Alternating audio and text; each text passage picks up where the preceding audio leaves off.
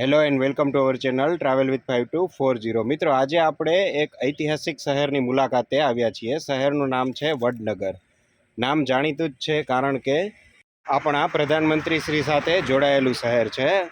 આ શહેર ખૂબ જ પ્રાચીન શહેર છે અને ગુજરાતનું ઇતિહાસનું એક સુવર્ણ પ્રકરણ આ શહેર સાથે જોડાયેલું છે।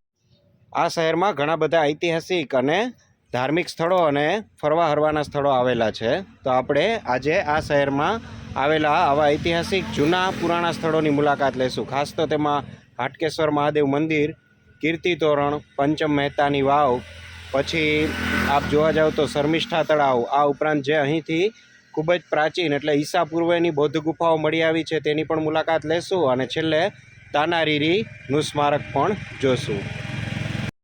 તો ચલો મિત્રો, આજે આપણે આ ઐતિહાસિક એવા વડનગરની મુલાકાત લઈએ। વડનગર એક સમયનું કિલ્લેબંધ નગર હતું અને પ્રાચીન નગર રચનાનો એક ઉત્તમ ઉદાહરણ છે। તો આપને અહીં પ્રાચીન નગર રચના કેવી હતી તેની પણ માહિતી મળી જશે અને આપ વડનગરની જેટલી પણ હેરિટેજ જગ્યાએ જશો ત્યાં સમગ્ર શહેરમાં કઈ રીતે ફરવું તેનો હેરિટેજ મેપ પણ દરેક જગ્યાએ લગાવેલો છે। મિત્રો, આપ જે સામે જોઈ રહ્યા છો તે જ છે હાટકેશ્વર મહાદેવનું મંદિર। ચલો બતાવું, પાછળ આ કિલ્લાનું દ્વાર આવેલું છે અને આ સામે હાટકેશ્વર મહાદેવ મંદિર। જેવા આપ મંદિર પટાંગણમાં એન્ટર થશો એવું બાજુમાં જ્યાં સરસ મજાનું બોર્ડ આવે છે જ્યાં ઐતિહાસિક માહિતી આપેલી છે। આપ ઈચ્છો તો તેને પુશ કરીને વાંચી શકશો અને પાછળ સમગ્ર મંદિર પરિસર છે।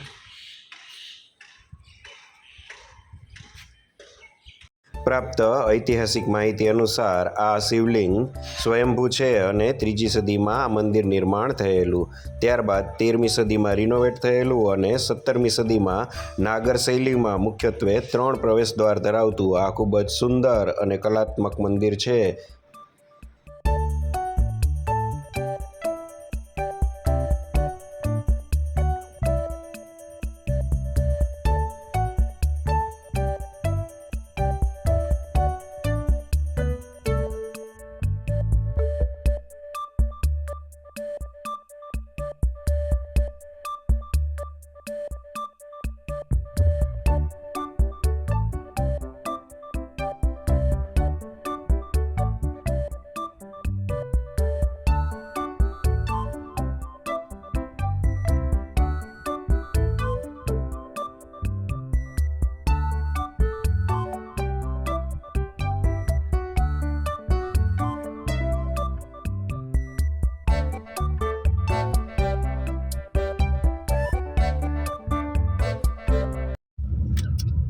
મિત્રો, હાટકેશ્વર મહાદેવના મંદિર પાસે જ આ કિલ્લાનું દ્વાર આવેલું છે અને અહીંથી જ આપણે કીર્તિ તોરણ જઈ શકશું।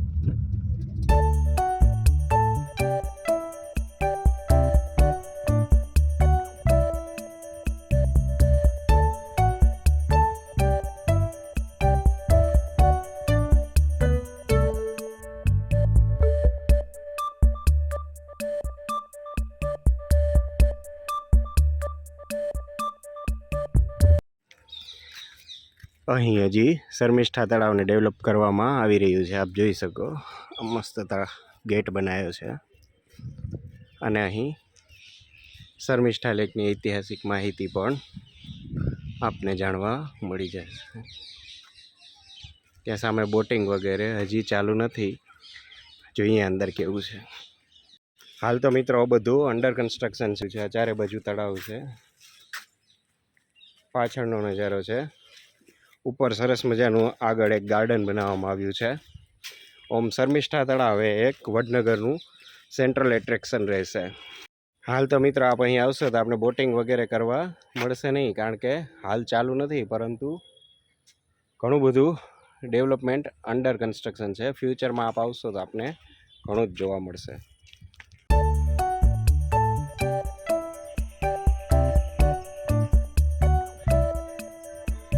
શર્મિષ્ઠા તળાવના એન્ટ્રન્સ પાસે જ 10 મુખ્ય સંગીતના રાગોનો પ્રદર્શની દર્શાવતો થીમ પાર્ક આવેલો છે અને શહેરના અન્ય 13 પર્યટક સ્થળોને દર્શાવતો વોકવેનું પણ સરસ બોર્ડ લગાવવામાં આવ્યું છે અને આ થીમ પાર્કની ખૂબ જ સરસ માહિતી પણ અહીં આપવામાં આવેલી છે. અહીં મિત્રો આ રાગના મંદિરોમાં આપને રાગ પણ સંભળાવવામાં આવશે, જેમાં પ્રથમ રાગ કેદાર હતો કે જે રાત્રિના પ્રથમ પહરમાં સાંભળવામાં આવતો હોય છે. તો ખૂબ જ સરસ જગ્યા છે. અલગ અલગ રાગોની લગભગ 10માંથી 7 રાગ ચાલુ છે અને તે સંભળાવવામાં પણ આવે છે. તો આ ખૂબ જ ઇન્ટરેસ્ટિંગ જગ્યા છે. બિલકુલ શર્મિષ્ઠા તળાવની પાસે જ આવેલું મંદિર છે, તો તેની મુલાકાત લેવા જેવી છે. સંગીત વિશે સારી એવી માહિતી મળશે.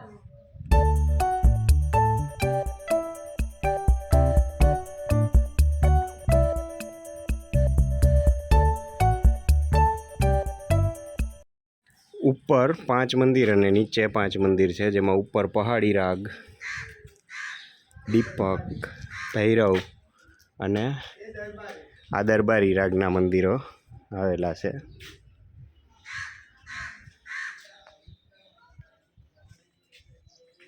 અને સામે જ આપ જોઈ શકો શર્મિષ્ઠા તળાવનું એન્ટ્રન્સ છે. આ જગ્યાએ જ આવેલું છે. અહીંથી ખૂબ જ સરસ શર્મિષ્ઠા તળાવના પણ દર્શન થશે. અહીં મિત્રો શર્મિષ્ઠા લેકના કિનારે વોચ ટાવર અને મ્યુઝિયમ આવેલું છે, જ્યાં અહીંના તમામ ઐતિહાસિક સ્થળોની માહિતી આપવામાં આવે છે. તો આપણે સૌ પ્રથમ તેની મુલાકાત લઈએ.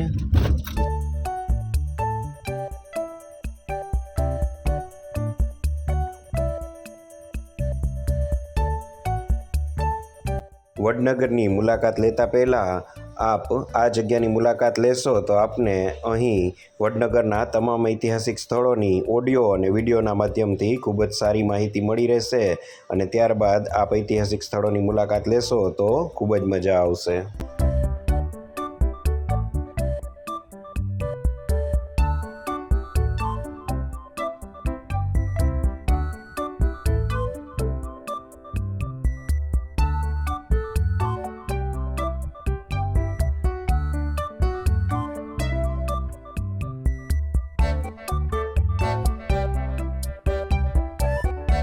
આ મ્યુઝિયમની એન્ટ્રી ટિકિટમાં બાળકોના 20 રૂપિયા અને પુખ્ત વ્યક્તિઓના 50 રૂપિયા છે. અહીંથી શર્મિષ્ઠા તળાવનો પણ ખૂબ જ સરસ નજારો જોવા મળશે અને સરસ મજાનું પ્રદર્શન છે કે જેનાથી માહિતી ખૂબ જ સારી મળી રહે છે.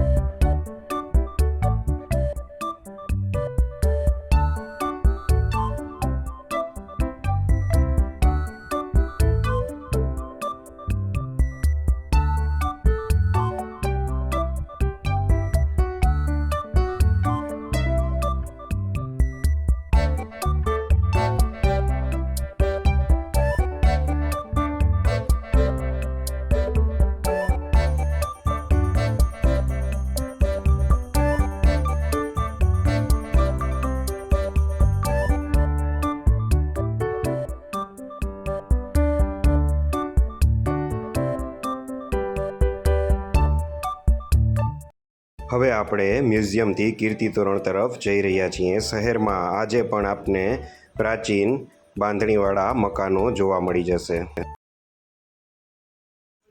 શર્મિષ્ઠા તળાવથી માત્ર 450 મીટરના અંતરે જ આ પ્રખ્યાત 40 ફીટ ઊંચું કીર્તિ તોરણ આવેલું છે. આપ જોઈ શકો અહીં આવા 2 તોરણ બનાવેલા છે. મ્યુઝિયમમાં આપણને આના વિશે માહિતી મળી ગઈ, છતાં પણ ડિટેલ માહિતી આપણને અહીં મળી જશે,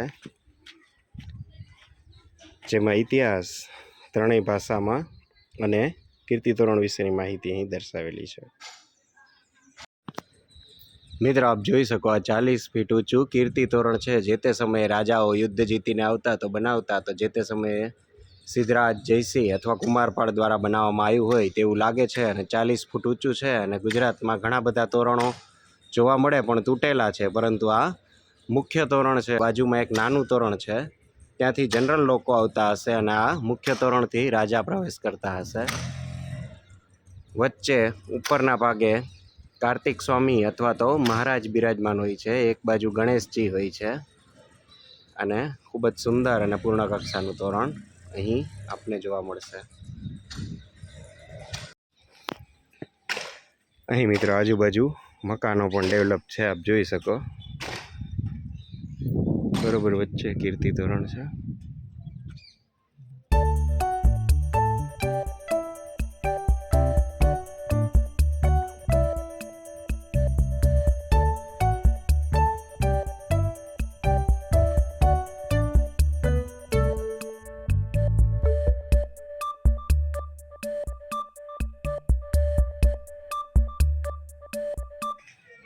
અહીં આ બીજું કીર્તિ તોરણ છે.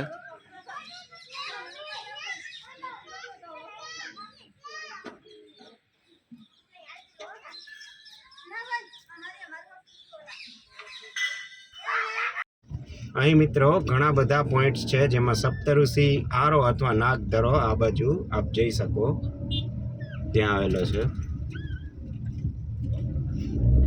આમ ઘણા બધા પોઈન્ટ્સ આવેલા છે અને ઘણું બધું અંડર કન્સ્ટ્રક્શન છે. અહીં વર્લ્ડનું સેકન્ડ લાર્જેસ્ટ મ્યુઝિયમ પણ બની રહ્યું છે. આપ સામે જોઈ શકો છો Tanariri garden, Gaurikund, Buddhist monastery અને આર્કિયોલોજીકલ મ્યુઝિયમ આ બાજુ આવેલા છે. તો આપણે હાલ એ બાજુ જઈ રહ્યા છીએ. મિત્રો આપ જે સામે જોઈ રહ્યા છો તે વર્લ્ડનું સેકન્ડ લાર્જેસ્ટ મ્યુઝિયમ કહી શકાય એવું મ્યુઝિયમ અંડર કન્સ્ટ્રક્શન છે, જે લગભગ જાન્યુઆરી મહિના આસપાસ તો બની અને તૈયાર થઈ જશે. અહીં જે આપ જોઈ શકો મારી બાજુમાં તે જ આ અંડર કન્સ્ટ્રક્શન મ્યુઝિયમ. અહીંથી આગળ આ બાજુ પંચમ મહેતાની વાવ અને સીધું તાનારીરી ગાર્ડન અને બુદ્ધિસ્ટ મોનેસ્ટ્રી આવેલી છે. તો સૌ પ્રથમ આપણે પંચમ મહેતાની વાવે જશું. જે તે સમયની અત્યારે ખંડેર હાલતમાં છે એવી આ પંચમ મહેતાની વાવ તરીકે એક સમયે ઓળખાતી અને જે પ્રાચીન રાણીની વાવ આવેલી છે તેવા પ્રકારની જ વાવ છે. હાલ તો ફૂલ પાણી ભરેલું છે એટલે આપને જોવા નહીં મળે, પણ ત્યાં મુખ્ય વાવ હતી અને આ નીચે દરવાજા અને પગથિયા હતા અને સામે મંદિર હશે. તો આપ ઈચ્છો તો અહીંથી ચાલી અને ઉનાળામાં આવશો તો આપને આ સમગ્ર જોવા મળશે. બહુ જ ઐતિહાસિક વાવ છે. તો આ પાણીનો ટાંકો છે, ત્યાંથી આપ અત્યારે આવી શકશો. બાકી સામે ત્યાંથી આવવાનું લોકેશન બતાવ્યું છે પણ બંધ છે. પણ ઐતિહાસિક વાવ હતી, પણ જાળવણીના અભાવે જોઈ શકો કેવું છે. હું આપને આગળથી બતાવું. વાવ સંપૂર્ણપણે ઉપર સુધી ભરાઈ ગઈ છે એટલે હાલ કશું જોવા નહીં મળે, પણ ઐતિહાસિક પથ્થરો અહીં વેરવિખેર આપને જોવા મળશે. જો જે તે સમયે અહીં મોટી ઊંડી વાવ હશે. તો આ પણ વડનગરનું એક જોવાલાયક સ્થળ છે. આપ ઉનાળામાં કે આવો તો સરસ જોઈ શકો. હાલ પૂરેપૂરી ભરાઈ ગઈ છે. ચલો આગળ જઈએ. પંચમ મહેતાની વાવથી મિત્રો હિંગળાજ માતાજીના મંદિર બાજુ જઈ શકો અને ગૌરીકુંડ, અને સીધા જશો તો તાનારીરી ગાર્ડન અને બુદ્ધિસ્ટ મોનેસ્ટ્રી આવશે. આપણે સીધા જઈએ. આપણો અંતિમ પોઈન્ટ એટલે કે આ તાનારીરી ગાર્ડન આવી ચૂક્યો છે અને આંબળુ લેક અને અમરકુંડ એમ બે કહેવાય છે. આ જ જગ્યા છે તાનારીરી લેક ગાર્ડન. અહીં મિત્રો આ મોન્યુમેન્ટ વિશે માહિતી આપવામાં જ આવી છે કે તાના અને રીરી નામની બંને બહેનો હતી કે જેમણે તાનસેન દ્વારા જે દીપક રાગ ગવાયો હતો તેને બુઝાવવા માટે અને તેની જે આગની ગરમી તાનસેનના ગળામાં હતી તે બુઝાવવા માટે મેઘમલ્હાર રાગ ગાયો હતો. અને બંને બહેનોએ અહીં પોતાના જીવનનું બલિદાન આપી દીધેલું. તેની આખી સ્ટોરી આપ પુશ કરીને વાંચી શકો. અને અહીં આ તેમનો ગાર્ડન બનાવવામાં આવ્યો છે.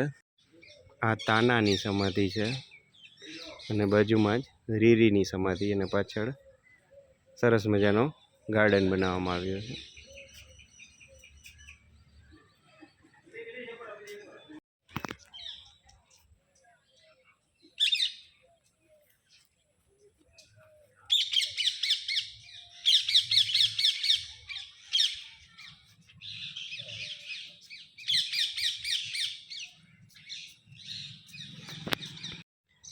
તો મિત્રો આ હતી અમારી વડનગરની મુલાકાત, અને અમને ખબર નહોતી કે વડનગર આટલું ઐતિહાસિક શહેર છે. અને તેમનું ખાસ કરીને આપ અહીં આવો તો જે શર્મિષ્ઠા તળાવના કિનારે અહીં જે મ્યુઝિયમ છે તે ખાસ પહેલાં જોજો અને પછી સમગ્ર શહેરની મુલાકાત લેજો તો આપને ખૂબ જ માહિતી મળશે.